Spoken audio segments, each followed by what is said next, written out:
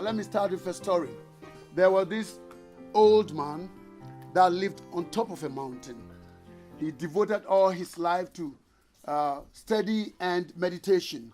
So he was reading a lot, meditating a lot, became very, very wise, and people went to him for advice and direction. Anytime they have a problem, they go and consult with this old man. So big politicians, business people, financiers, everybody was going to him. And all the advice and direction that this man gave were accurate. You go and implement it, the results were excellent. There were a group of young boys that lived down the hill who also visited this old man from time to time. And it became a habit that whenever they went, they would also ask this old man questions. And this old man would always give them the right answer. They go and implement it, and they see that, hey, this guy is really good, But like most young boys, they got a bit mischievous. They were looking for a tricky question that they thought the old man could not answer. A question to beat him. So one day, the leader of the boys said, I found something. I've got a bird in my hand. Let's take it to the old man and ask him, old man, this bird in my hand, is it alive or dead? See, the boy was clutching the bird. Couldn't see it. And if the old man said it was dead, he would release the bird, and then the old man would be wrong. If the old man said the bird was alive, what do you think the boy would do? He would crush the bird, isn't it? And kill it. So whichever way, the old man would lose. So this young boy, they went, the old man saw them coming down, smiling mischievously. When they came to him, the leader called Aram. He said, old man, I've got a bird in my hand here. Tell us, is this bird alive or dead? And the old man looked at them and he said, Aram, it is in your hands. Whether the bird is alive or dead is what? It's in your hands. Which means that whether you succeed or you fail, whatever happens in your life, if you achieve your destiny, if your future gets bright or otherwise, it is all down to you. It's up to you. It's not your parents. It's not your friends. It's not your uncle somewhere. It's not the government. It's not even your teachers. It's down to you. You are the one that is ultimately responsible for the outcome of your life. You see, how your life turns out is largely determined by the decisions and the choices you make. You see, if you choose day by day, week by week, month by month, year by year, to think about what you want to do, to plan, make the right choices, to be diligent, to develop the capacity to confront challenges and difficulties and not give up, to persist in whatever you are doing, guess what will happen to your life? You'll be successful. It's as simple as that. Peter Drucker, a management guru. Those of you studying business, when you go to uni, you use some of his books, you hear a lot about him. He said, the very best way to predict the future is to create it. Think about it. What future are you desiring for yourself? Peter Drucker is saying that you can make it happen. You can create that future. It's down to you. Everything else and everybody else is around to support you, but you are the main actor. Based on the decisions and the choices you make in life. Very important. Everyone wants to be healthy, happy, successful in whatever they do. But the only way to do this is to create your own future. So today, the spotlight is on you. The responsibility is on you. It's not on your parents. It's not on your teachers. It's been on your teachers too long, isn't it? Yeah. They come late. Why are you late? It's not my fault. It's the driver's fault. the bus didn't come. No, it's your responsibility. There are two types of people in the world, the active and the passive. Only about 10% of all the 7 billion plus people in the world are active. These active people, they are proactive. They are the movers and the shakers of their fields of endeavor. They take their lives into their own hands. They make things happen, whatever they are involved in, whether it's sports or entertainment or education or government. They are the movers and the shakers. You see, they accept responsibility for themselves and their actions. They dare to take risk and push to the front of the line. Some of us, we and our families have stayed at the back of the line for far too long. It's time for us to make the right choices to push forward and go to the front of the line. Who wants to be at the front of the line? Who wants to be there? It's a much better place. But you can go there through the right choices and the right decisions. I've said it before, and I'll emphasize it again. I think I need to say it every week. Listen, education, the classroom is not necessarily the place for everybody. So if you are not the smartest in college, don't worry about that. There was somebody called Henry Ford that dropped out of school. He became a pioneer in the American auto industry. He manufactured the Ford motors, the Ford cars. Abraham Lincoln failed in virtually everything he did. Everything. He ran for Congress, for the Senate, business, even his marriage was a big, big problem.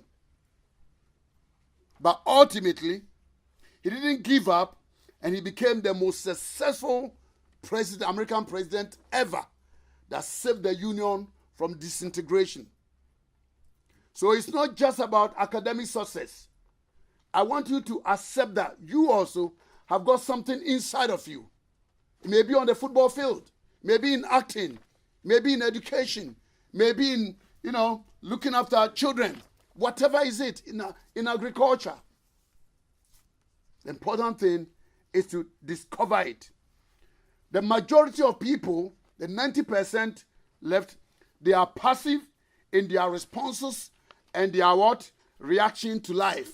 If you are passive, it means you wait for things to happen to you.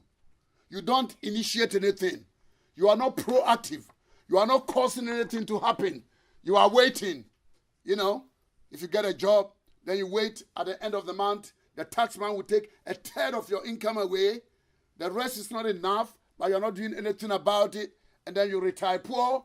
You are always complaining and that kind of thing. See, people like that, they are reactive. They are passive. They don't respond positively. Yes, they are always wishing and hoping that something good will happen to them. That's how the majority of people live their lives. They are always hoping for a good break. Maybe next year will be better. That's why when it's Christmas, they will make a New Year wishes. New Year resolution. But you know what? Same old story. They did that at the end of 2014, but not much is changing in 2015. If anything is getting worse. You see, they live on hope. But hope is not a strategy for success. You can't live your life hoping that some good will happen to you. You have to go and get it. Have you noticed that in this life, you don't necessarily get what you deserve? You don't. You don't even always get good happening to you because you're a good person. You smile at somebody and say, what do you want? Why are you smiling at me? I just want to be nice. Oh, he must have some ulterior motive. Why is he doing that? You want to be friendly. You see, success is predictable. It means that There are certain things you can do beginning today that will almost certainly guarantee your success. It is predictable. It is no accident. You see, the worst thing that could happen to anybody in life is for you to climb the ladder of success. Get to the very top of your profession. You look down and you discover that that ladder is leaning against the wrong wall. You made the wrong choices. You took the wrong profession. You made the wrong decision. Possibly, you became a big person, but you left your family behind. Your wife didn't go up there with you. None of your children climbed with you. Or your husband didn't go with you. You see, you've got to the top, but you've paid too much a price for it. It doesn't make you successful anymore. If you do what successful people do, nothing can stop you from eventually getting the results that successful people get. There are certain things that people who are successful, they do repeatedly. They've discovered some secrets about this life, and they make sure that they synchronize their life according to that. They live that way. They repeatedly do certain things that guarantees their success. If you discover them, as you are going to discover in this series of lectures, and you put them in practice, you live your life that way, you are guaranteed to receive the same results that those successful people are receiving. On the other hand, if you live your life as business as usual, and you don't do those things that successful people do, then nothing can help you. It won't happen. Hope will not deliver that success you want. It won't happen. If you haven't already, maybe you should be asking these questions. Why is it that some people are more successful than others? Look around. Some people are more successful than others. Why is it that some people have more money, better jobs, happier families, vibrant health, exciting lives, and others not? Why is that?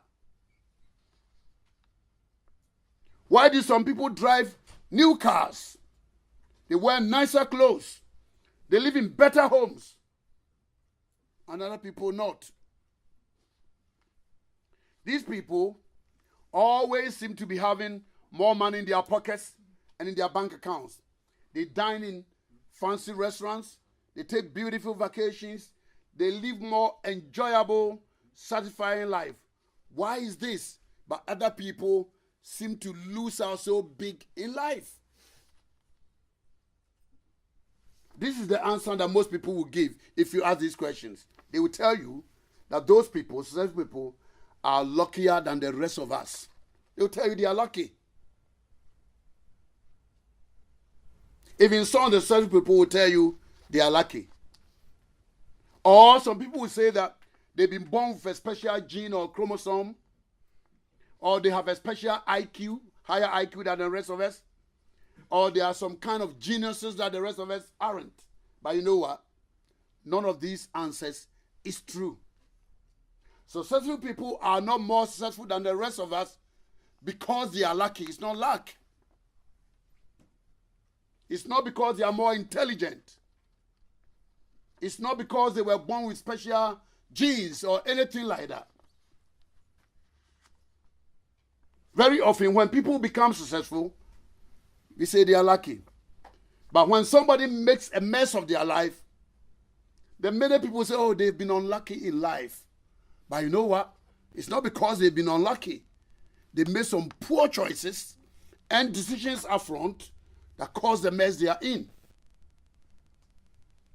Don't you think that it is time for all of us, especially you as young people, beginning to make most of the choices about your life, get to know some of these realities so that any step you are taking, any decision you are making, any choice you are making, you have to ask yourself, where is it going to land me? Is it going to contribute to my success in life, what I desire the most in life? You have to ask yourself that question. Otherwise, you could be sleepwalking into disaster. You don't want that to happen to you. Neither do I. That's why I'm taking my time to do this. See, according to the IRS, the Inland Revenue Service of America, there are over 5 million millionaires. In fact, this data is a bit dated. By now it's about over 10 million millionaires in America. 10 million millionaires in America.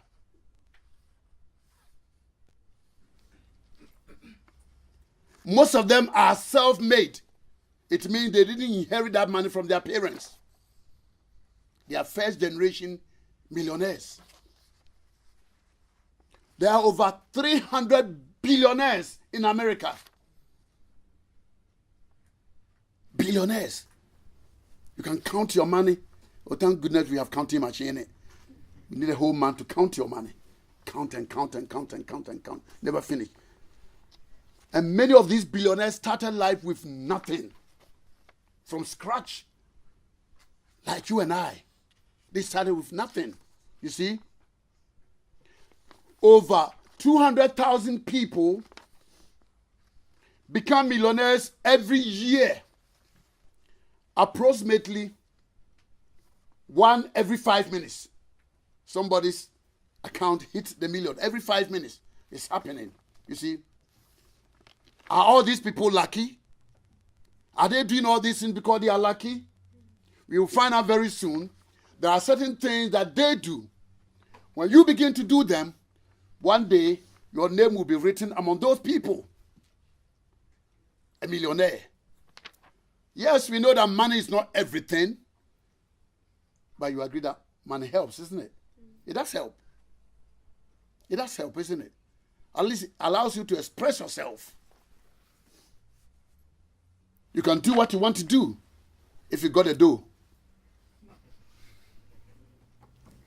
Like I want to go around the world, especially the poor nations, like Bill Gates is doing charity work and putting every child in Ghana and Nigeria whose parents, and Jamaica and everywhere else whose parents can't take them to school, put them in school, pay for their school fees. I want to do that.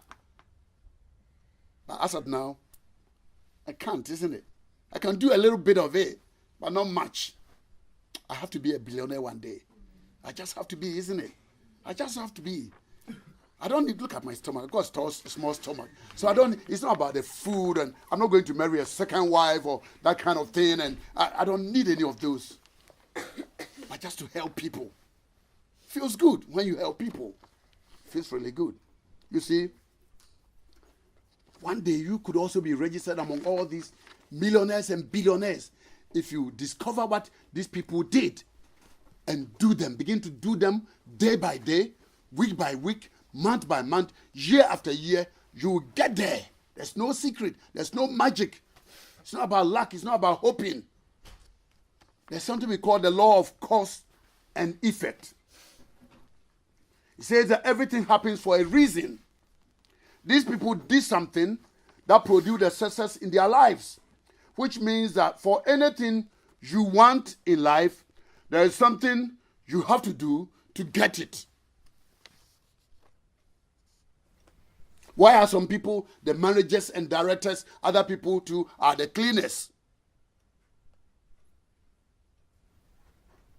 Why are some people, the owners of the business, and other people too are, treading the street looking for a job? You see, whatever you want, do everything possible to increase the probability of your achieving it. You increase the probability of succeeding. When you discover this success principle that we are going to talk about in the next couple of weeks, beginning today, and you keep doing them, then your probability of becoming successful increases a whole lot. It means that you become more likely to succeed because you are doing those things. Yes? Okay. Even one small factor can spell the difference between success and failure.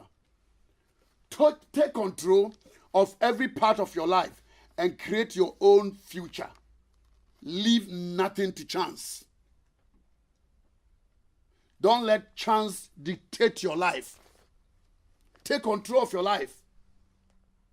Live the way you want to live. Don't let the environment and the surroundings and the conditions buffet you here and there. Because that's a recipe for what? Disaster. When we talk of chance, we are talking of gambling, the casinos, blackjack, poker, slot machines, horse racing, the lottery. Those are chances. You can't build a life on chance. Because here, the odds are so heavily stacked against you. You know, some people back home, they've been doing the lottery all their life, hoping that one day they will hit the jackpot and all their problems will be over. And they are getting older and older by the day. And it's not happening. And chances are that it won't happen. They will die miserable. What people call luck, what we were referring to earlier on, is completely different. It's really the law of probabilities. It means those people have been doing certain things over and over and over and over. They got their lives planned. They make the right choices. They make the right decisions. They are diligent. They are not afraid of challenges. They apply themselves. They use their time effectively. And when they do that repeatedly, you know, that's what people are calling chance. But that's not chance. They increase their probability of succeeding. The lucky individual, the so-called lucky individuals, has done many things that in combination dramatically increases their likelihood of their desired goal being what? Achieved. They did certain things.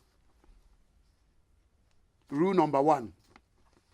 There is a direct relationship between the number of different things you attempt and your likelihood of eventual success. Success is not an accident. It's not the result of good luck. There's a definite process that has brought you to where you are at this very minute.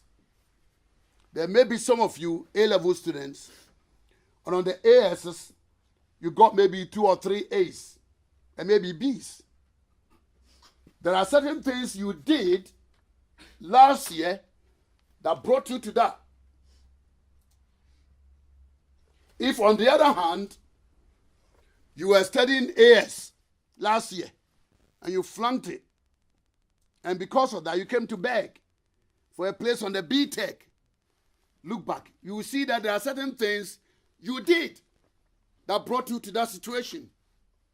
Unfortunately, many people are still repeating the same mistakes they did last year. They haven't learned anything.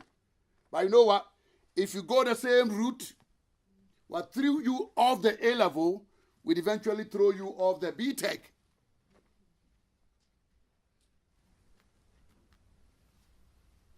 The B-Tech students that got distinctions last year, on the first year, you look back, you will see that there are certain things you did. Your attendance, your punctuality, your attitude towards work, your relationship with staff, the reading you did, the diligence and all that. Certain things you did that got you those grades. If your grades are crap, then you know the things you did that landed you there. You see? So when you discover that the course you are on is not the one for you, what do? You change course. You incorporate some of these success principles. Begin to do them. You see that everything around you begins to change. The outcome begins to change. The results begin to change. The grades you are getting begins to change. You see, you can start making different choices, different decisions, taking different steps for your future, and you arrive at a different place from where you are today.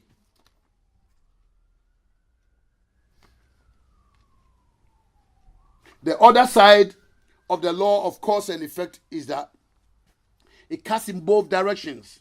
It also means that there is an effect, something happening in your life, such as lack of money, overweight, maybe weight problems, problems in your relationships, an unsatisfying job or career. All these things, negative things that are happening in your life, there are certain things you did, habitually did, or habitually didn't do that caused these things to happen. You want to change them, you change the things you are doing, and you will see that you will begin to get different results. You see, winners always ascribe their success to hard work and diligent application. Mediocre people always ascribe their failure to bad luck. They want to blame somebody. They want to blame the government. They want to blame the teacher. They want to blame the college. Some people think this college is crap. Meanwhile, some people are getting A's and A stars. Some people think it's crap. But meanwhile, people are getting D's, multiple D's in their, B.Tech work. And it's not because they are superior. Those of you that came to see Paul, was it last week? Paul, that student that failed economics paper several times and eventually succeeded. He was doing certain things. The outcome he was producing was negative. When he changed, the results changed. And now he's a superstar, coming to tell other students about his experiences. Yes. You see, you can control what you do, but once you have done something, launched a particular action, the consequences are out of your control, out of your hands. I've noticed this, Some people, when you go and ask them a question, lawyers, accountants, doctors, and that kind of thing, you have a problem, you go and ask them, they won't just pick anything. They'll say, give me some time to think about it. Go and come tomorrow. Because they know that the moment they speak, they can't take it back. When they make a decision or they make the wrong move, it's fixed. You can't do anything about that. It is out of your hands. So instead of rushing to speak something rubbish or make a wrong choice, they get time to think about it. I learned a lot through that. Because very often when people come to me I want to answer, I know the answer, that kind of thing. But people, they take their time. Such people will take their time. You know what? I'll think about what you told me. Come tomorrow morning. They say, why tomorrow? This is an easy thing. Because they know that the moment they open their mouth, the moment they do something, they are not going to have the opportunity to retract or recant. It's too late. But what unsuccessful people, they are always talking. You haven't even finished the question. They are answering you. They haven't heard what you are trying to say. They know it already. They say it. Before you realize, they strangle themselves. Okay. Most of you were born here, so maybe you haven't been through it before. But those of us that came from over there, when we came, initially we had issues with the immigration, When the British immigration gets you, they will ask you a simple question, then they will sit back. And this darky guy will try to explain and explain and explain and explain. And you know what you are doing? They are entangling themselves. They allow you to commit suicide. Even the questions they haven't asked you, you are trying to explain. Explain and explain and explain. Before you finish, they got everything they want. They take you OT law. Who understands OT law? They take you away. You see? But successful people don't do that. They talk little, they listen more. You see? Because they know that once they have done something, once they have, committed to something, once they've spoken, they are not in charge of the outcome anymore. It begins to take a life of its own. It is outside your hands, outside your control. Very important. You see? Yes. Your potential is unlimited. You see, your mind, this thing here, has got the power to get you anything you really want in life. Your thoughts are creative, and ultimately, they create your reality. Whatever you continue to think about and think about and think about, before you realize, it starts appearing in your life. Most of the people that are big today, they started with nothing. Sir Richard Branson was a newspaper boy, going around, dropping newspapers in people's letterboxes. He had nothing.